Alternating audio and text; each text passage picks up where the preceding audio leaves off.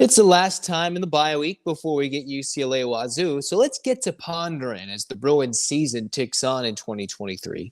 Does Chip Kelly, Dante and company have a chance still at the Pac-12 title game? You are Locked On UCLA, your daily podcast on the UCLA Bruins. Part of the Locked On Podcast Network, your team every day.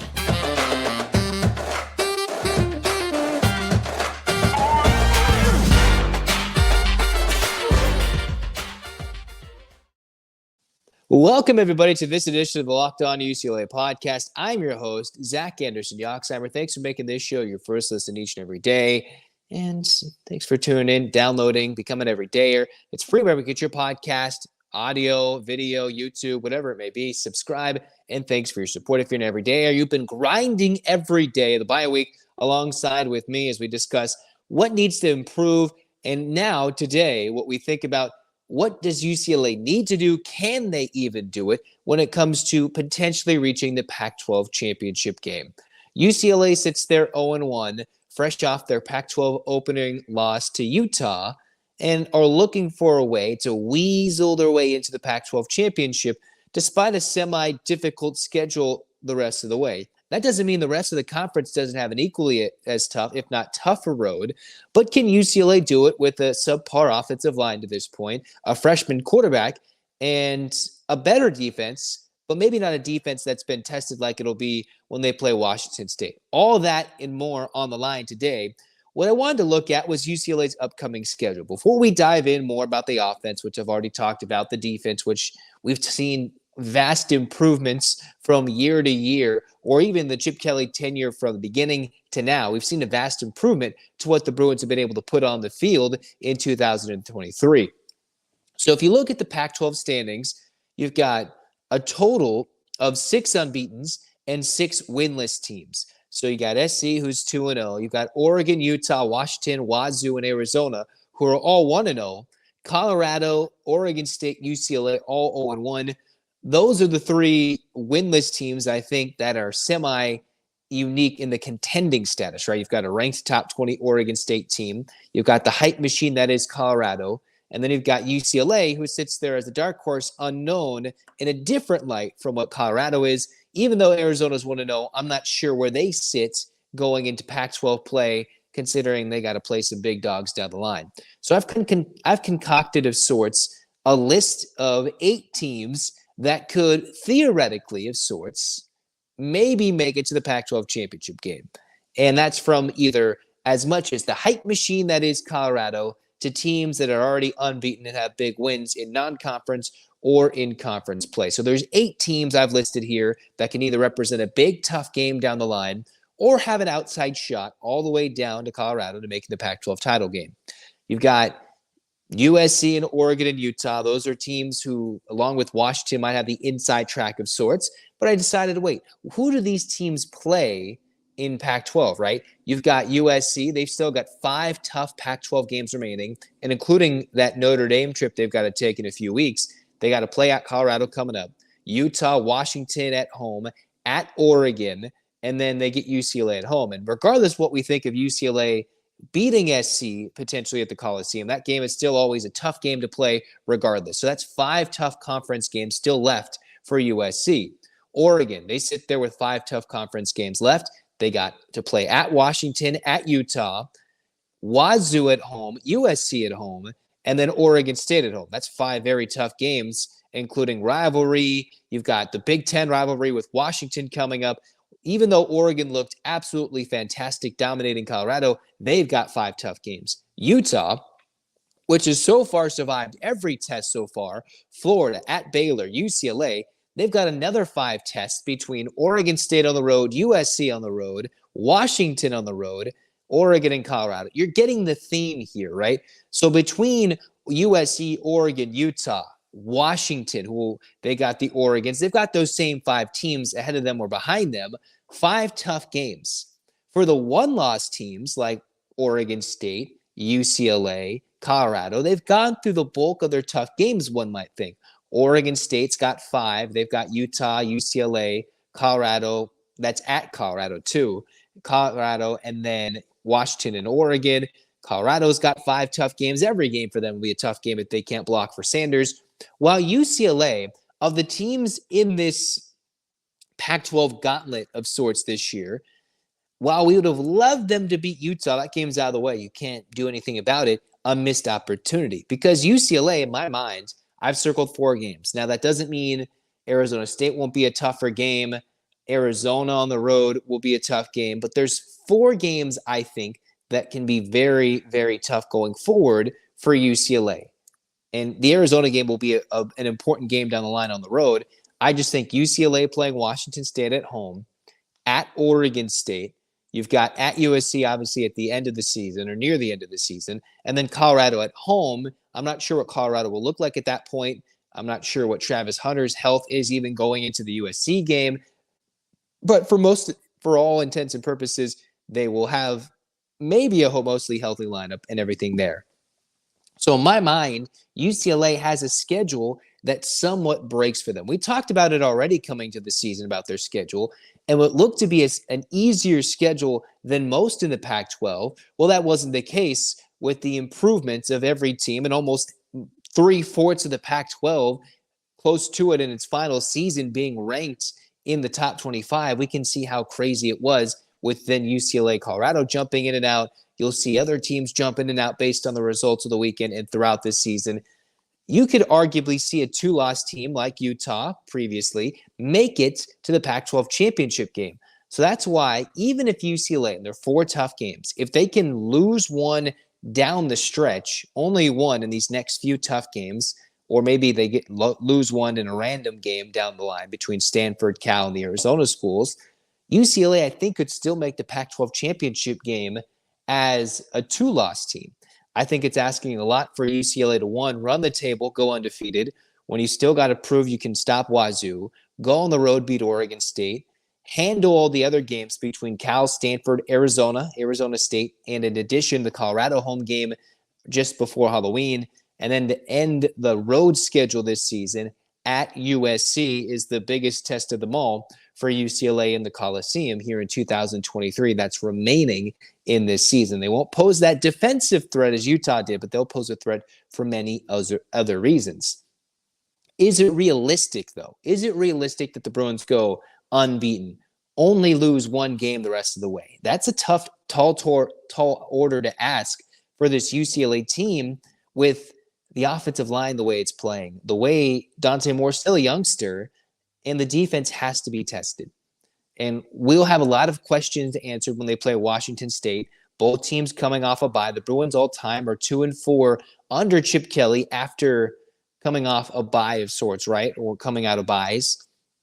What does UCLA look like when they play Washington State at home? A reason to improve upon themselves offensively. The defense is still looking to make a statement under Dante and Lynn. And we'll talk about those good and bad numbers coming up in Locked On UCLA. I'm going to talk a little bit about the offense and what needs to improve if they are to make a significant run. But if you look at the rest of the Pac-12, who can knock each other off? Everybody is going to sustain a loss. I do not see a team in the Pac-12 going unbeaten into the conference championship game. That just does not seem likely to me for anybody. You can look at the top, you can look at the middle, from Oregon, SC, Utah, anybody.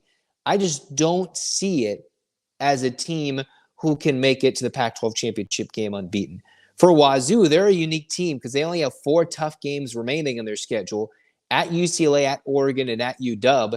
They could easily be one of those sneaky dark horse 1-loss teams that makes it to the Pac-12 championship game if they knock off UCLA, which is why this trip to the Rose Bowl is so important for the Cougars. When they play Oregon State at home, beat them, can UCLA be up to the challenge and knock off one of the better quarterbacks this season in the country through the first 4+ games in Cam Ward with his dual threat ability in company?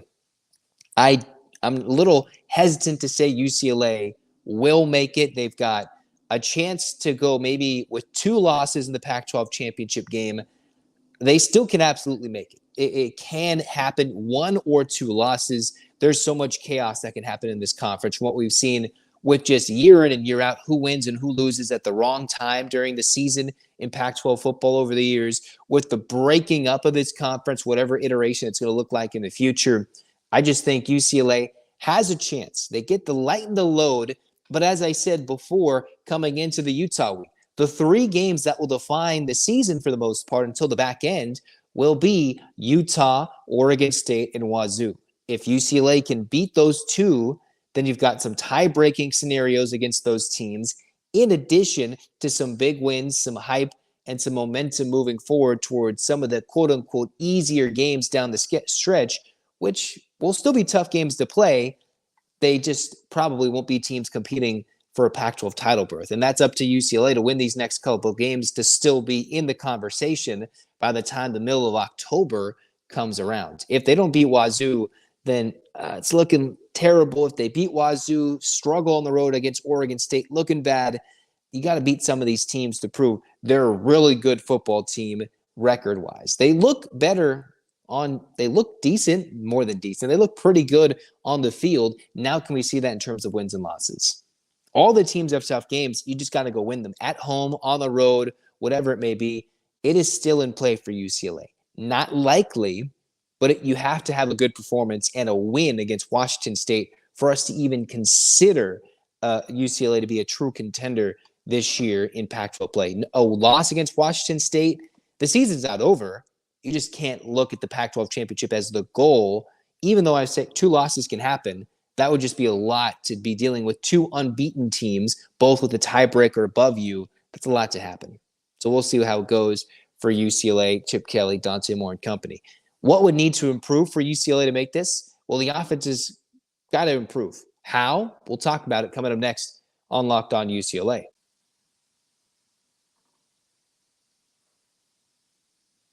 You don't have to choose between better hair growth or your health. Nutrafol provides a whole body health approach for men that promotes healthier hair. No drugs, no compromises, just better hair. Nutrafol is the #1 dermatologist recommended hair growth supplement, clinically shown to improve your hair growth, visible thickness, and visible scalp coverage. And it works. In a clinical study, 84% of men showed improvement in their hair after 6 months taking Nutrafol men's hair growth supplements. Take the first step to visibly thicker, healthier hair. For a limited time, Nutrafol is offering listeners $10 off your first month's subscription and free shipping when you go to the Nutrafol.com/men and enter the promo code LOCKEDONCollege. Find out why over 4,000 healthcare professionals recommend Nutrafol for healthier hair. That's again, Nutrafol.com/men, spelled Nutrafol.com/men, and enter promo code LOCKEDONCollege. That's Nutrafol.com/men, promo code LOCKEDONCollege.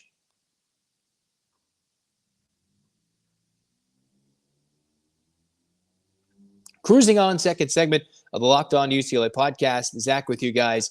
Where does the offense for UCLA's team have to play a role in improving? We've discussed a lot of the offensive line, which is where we'll start for segment number 2. If UCLA is to have any chance at making the Pac-12 title their goal within reach this season, it's got to be improved offensive line play, a little bit better play calling, and finding ways to continue their rushing offense's success. They're a top 25 team running the football when you look at rushing yards per game, about 200 yards rushing a game, even with the Utah game mixed in there because of what UCLA did to NC Central. The flip side of the coin is, well, what did UCLA do to NC Central, Coastal Carolina, San Diego State? That is not a top-tier, top 1 or 2 defense in the country that Utah brought to the table at home against the Bruins in Rice-Eccles Stadium.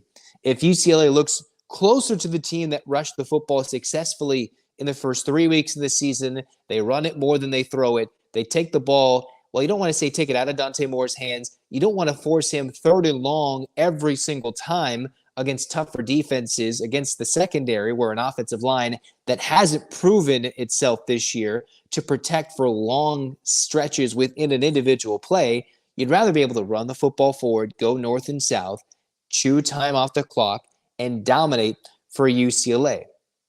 If they can run the football, there's some good potential there. So far, after UCLA's horrible 3rd down performance, I believe 3 for 16 against Utah, the Bruins, when it comes to succeeding on 3rd down, they're hovering around 39-40% in succeeding on 3rd down. In previous years, the Bruins would be a lot better, closer to 50% succeeding on third down. That was with DTR, and with a Chip Kelly offense that was clicking at all cylinders. Right now, their third down offense has to be better. I know a lot of those numbers are somewhat skewed by playing Utah and facing so many third downs and failing so many times, yet a good Chip Kelly team knows how to convert those situations, right? The third downs, the fourth downs, not even getting to fourth down, but making plays happen on the first three downs consistently. So UCLA around 39 to 40% success rate when it comes to converting on third downs. That's got to improve. A lot of that is, can they get a third and short if you're running the football? If it's 3rd and 5, 3rd and 7, and Dante's got to pass, will it be like the Utah game where they brought the house and they've got to use max protection, limiting the amount of receivers that can go out for a route? Or can UCLA get enough protection, allow the back to come out of the backfield leaking out, use your tight end more successfully, just give Dante time to hit Jase Medical down the sideline or whomever, right? Logan Loya, whoever is healthy going in to the Washington State game, because I know Kyle Ford took a hard fall against Utah in that game. We'll see if UCLA can be more successful passing down the field, where they're only 54% about completion rate. Can UCLA do that and give Dante Moore or whoever is rushing the football places the move across the offensive line, across the line of scrimmage? If the offense does not get better from what they showed against Utah, if that's more of a sign of things to come, maybe not so exaggerated, but this isn't a dominant offensive team. This is not a team that's going to make it to the Pac-12 Championship Game, if that's even a remote hope at this point. The offense has to improve and not get stuck with a young quarterback in long passing situations consistently. Now, no team UCLA is going to play defensively is as good as Utah. Funny enough, Arizona State has a sneaky, decent defense. UCLA will be facing them at home. If you look at Wazoo, they've got some improved guys in the secondary and maybe in the linebacking core, but I'm not sure they'll get rushed on just like Utah did with 7 sacks. That's the thing going forward. Is this the Utah skewed stats, or is this UCLA's offensive line's got to be improved? Because even Moore or Garbers, when those two were still splitting time, especially week 1 against Coastal Carolina, pressure was getting to both quarterbacks when the couple of interceptions were thrown, one by Garbers and one by Dante Moore. They had guys in their face who were getting hit, having to maneuver out of the pocket. Yeah, it's cool when you have a quarterback who can weave in and out of traffic, but if you have to do that every play, a broken down play every single time you throw the football, and you're asking a youngster to make a big time play every throw, on the move, rolling out on a play that's not designed to roll out because the pocket breaks down and the protection breaks down, you're not going to be successful. That's the key. You don't need to give up 7 sacks to be the worst offensive line in the country. You just got to find a way with a lot of turnover, more than about 50% of the starting offensive linemen have moved on. You've got guys who are coming in still trying to weave in or find ways to carve out the roles for this team. It starts with the offensive line, more efficient passing for this team, and can they get down to what a Chip Kelly offense is meant to do? Run the football successfully over and over, do it rather quickly, and dominate when it comes to being physical up front. And when you've got the opportunity, big passing plays, even though Dante Moore isn't necessarily that dual threat quarterback that you would see in a Chip Kelly-like system like a Dorian Robinson would be. Garbers doesn't fit that mold either. Schlee is a unique threat, but he doesn't throw the ball as well as the other two do. But I still think UCLA needs to bring in Schlee to mix things up with Dante Moore. I think that's a tandem that could work.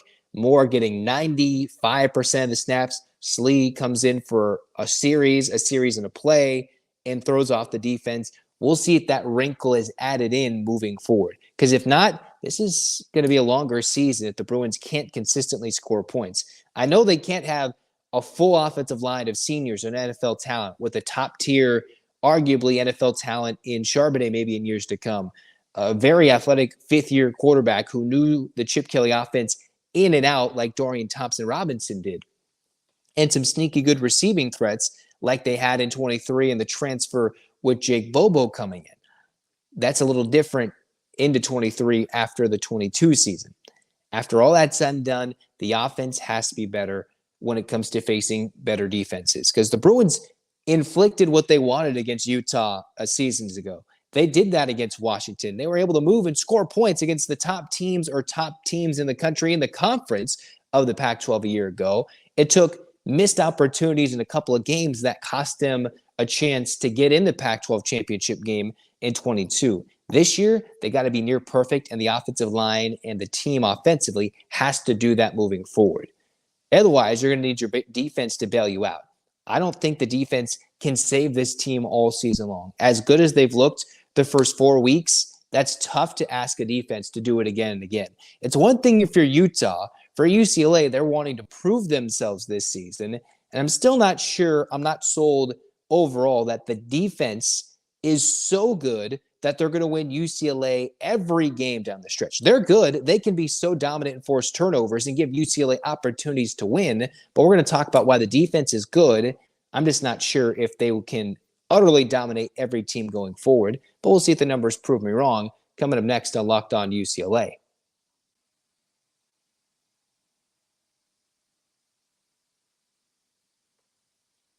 Passion, drive, and patience. What brings home the winning trophy is also what keeps your ride or die alive.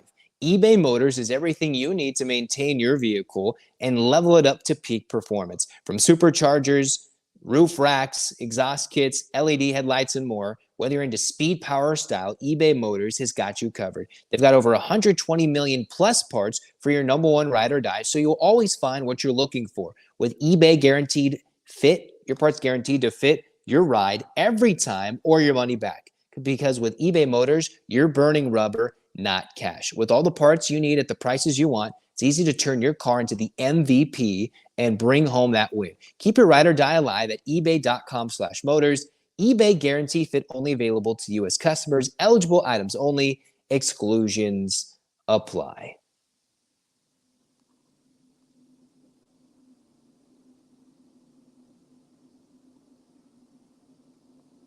Last segment of Locked On UCLA, last segment of the bye week as we wait for UCLA football to have games every week for the rest of the 2023 season. And then we mix with basketball season. We get postseason for fall sports, all the fun stuff with the men's and women's teams having big expectations this year coming up pretty soon with the month of November a month away, right? We turn into October, but we can't wait till the end of October because then basketball season's here, as well as some big-time UCLA football games. The key for UCLA I've been talking about was the offensive line improving, and can the Bruins be successful on third down and third downs moving forward to win football games down the stretch? They got to put up points. I like the UCLA defense. They've done some good things. Here are some numbers for Danton Lynn's defense, though, for a team that I think could use their defense a lot to put them in good winning situations throughout the rest of the 23 season with some veteran guys up the middle on the D-line, a secondary that's for the most part held up but will be tested significantly against Cam Ward before a list of some offensive wizards come into town or the Bruins go face them later on in the season. UCLA is a top 50 third down defense, a top 10 rushing defense so far. They are number 7 in the country at sacks, tied for 14th with 9 turnovers forced, a top 10 team, number 9 in scoring defense. And when it comes to allowing first downs from their opponents, they are in the top 23, tied for 23rd in the country when not allowing opponents first downs. While the offense has been not so good at allowing sacks, the Bruins are in the hundreds of allowing sacks. The defense has 15 through 4 games and has been able to keep teams off the scoreboard, especially off the ground, a good rushing defense. And when you look at the passing efficiency defensive numbers, the Bruins are among the top, I believe, 30 teams on the NCAA national stat website at passing efficiency defense. A long word that says the Bruins are doing pretty good when it comes to opponents' passing efficiency this season. So a much improved defense when you've got Latu leading things defensively. You had Kane Medrano play the game of his life against Utah, and Mwasau has been really good even before Medrano's breakout game against the Utes in week 4. The secondary has not broken, even though they had a couple of hiccups, I would say, against Coastal Carolina in week 1. Nothing too dramatic against Utah in my mind that stood out to me in week 4. And yet, can this defense hold up? If UCLA isn't winning time of possession, if they struggle to keep Dante more protected and get a running attack, and week in and week out, you look at the time of possession numbers, you'll see the opposition has had 2 hours and 20 minutes of time with the football. The Bruins have had maybe about an hour and a half of time with the football. While that might not necessarily really bug Chip Kelly, and that shouldn't maybe bug UCLA fans initially if the Bruins put up a lot of points, that amount of time on the field during a game will add up throughout the season, which is why the wear and tear will eventually hit the Bruins at some point in 2023 defensively. I think if the Bruins can hold on to the football a little more during some games, score some more points, the defense is good enough to keep them in games this year, but it's not good enough to win games like Utah's defense has done for the Utes their first 4 weeks when going deep down the depth chart with their quarterback in almost every position, right? I don't think UCLA's defense is the Utah defense. I've seen comments, I've seen things. UCLA's defense is the number one defense in the Pac-12, is one of the better ones in the country. That is not true. They are not one of the best. They are not the best defense in the Pac-12. That is an absolute lie and a fallacy that we should stop right now. Are they much improved? And have they shown a lot of good things this year with numbers to back it up through the first 4 weeks? Teams that throw the ball, a good passing quarterback. You've got a team that exclusively rushed the football. San Diego State tried that. Against the big physical front like Utah, the Bruins didn't get bullied around. Well, you could argue about the playbook for Utah. They didn't get pushed around when they still knew what Utah was going to do. And now, how can they do it when they face a multitude of big-time quarterbacks like Ward, when they're going to face the likes of a physical front like Oregon State coming up if DJ doesn't cough up the football a couple of times? What are they going to look like when they face Colorado? Who knows what Colorado is going to look like later in the season? And can the Bruins actually take down Caleb Williams later on in the season in that near mid-November battle at the Coliseum?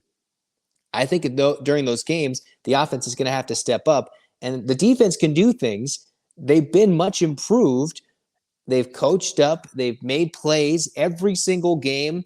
They made a play to keep UCLA in the game, held up against the Utes quite a few times to keep it a 1-score game, 2-score game as long as they possibly could. I just don't think if the Bruins can't protect, again, it comes down being able to protect the quarterback, run the football, and keep the defense off the field, right? Get them a longer rest. Win the time of possession battle, one of these games, these next few times, keep the opponent off the field, and then you can give the defense a much-needed rest in these games, keep them refreshed. And, oh, by the way, if they have to be so dominant in the fourth quarter every time, they will get beaten down, tired, and probably unable to perform later down the season, where maybe they can try and win some of these games by wider margins and get these guys off the field and keep the wear and tear off their bodies. Now, I know the NC Central game was basically a little warm-up to the Utah game. Still, you want these guys not needing to be on the field 35, 40 minutes a game, like some of these games have been tilted in the opponent's favor when it comes to time of possession. Still, the Bruins keeping teams off the scoreboard, keeping them off the scoreboard with rushing the football, dominating and making sure the defensive front, the D-line, which is this team's strength, ensures that the opposition will not run it down their throats. Still, there's much to be improved upon to become a Utah-level defense with multiple starters out, to be proclaimed the best defense in the Pac-12, which would, I think, be an inaccurate statement. I definitely see that in the comments, and that is not true. Do not agree with any of those comments. But this is a much improved unit that should get much praise through the first 4 weeks. The biggest tests are to come to see if they're legitimate, or these are just the first 4 week stats that we got happy about and we'll be lamenting them in weeks to come. If the defense can keep up this level of intensity or close to it down the stretch, UCLA is going to be in contention in every game. Every game if the defense plays like they did against Utah the first 4 weeks, making plays, forcing turnovers, 9 turnovers, and they forced a turnover in every game so far, regardless of who they played. If they do that consistently, put pressure on the quarterback, make big plays, whether it's Madrado doing it for the rest of the year or Latu breaks through the line and makes big plays, the Murphy, everybody who can step in and make big plays, then the Bruins will be in every game and have that shot to knock off everybody. That's a lot to ask if you're not putting up points and getting protection. It's a lot to ask of a defense to do it week in and week out, considering this is much better, leaps and bounds from what we've seen the UCLA defense so far in previous years. Now, if they can do this consistently, the big one against Wazoo, then the eyes are opened, and this is legitimately a top 3 defense in the Pac-12. They're not there yet. They've got to pass another few tests for them to be proclaimed that. Improvement, absolutely. The ability, it's looking like it's there. Consistency, you've got to prove that throughout the whole season to become a team that can go on a run to even make it to the Pac-12 Championship Game. Forget the college football playoff. Forget that. You've just got to get to the Pac-12 Championship Game, and then you can even talk about that, because there is no CFP this year with the 4-team playoff until you get to the Pac-12 Championship Game, the last one in its current format. Do they do it? I don't have high hopes that they can do it. I believe that it's a possibility, and I believe they can win in every game. There's certainly a chance for UCLA to win. There's no games that are unwinnable in my mind. There are games that they most likely will not win on this schedule, but there's certainly still a chance to make it to the Pac-12 game, the title game. The likelihood of that happening is lower than we would like to admit, but it's still there. And they've got to go do it on the field and learn from the mistakes against Utah and turn this into a team that can compete in 2023 for a conference championship heading into Big Ten play.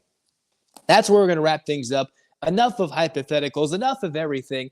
Get them back on the field. We're going to talk Washington State football, UCLA football, Cam Moore, Dante Moore, and a quarterback battle in Week 5 for both teams, or I should say Week 6, for both teams' 5th game of the season. Can the Bruins get back on track? That's what we're going to talk about the next episode of Locked On UCLA. If you're an everydayer, go listen and watch the rest of the bye week content. If you have some UCLA basketball things you want me to talk about, hit that in the comments and tell me what you want to listen to. In the meantime, Zach Anderson-Yoxsimer, we did it, guys. We got through the bye week. Now we get some football for the rest of the season from October through November and what we believe to be some entertaining bowl game for UCLA this year, and then basketball season. So Bruins fans, hands up, 8 clap time, baby. And 1, 2, 3, 4, 5, 6, 7, 8, UCLA.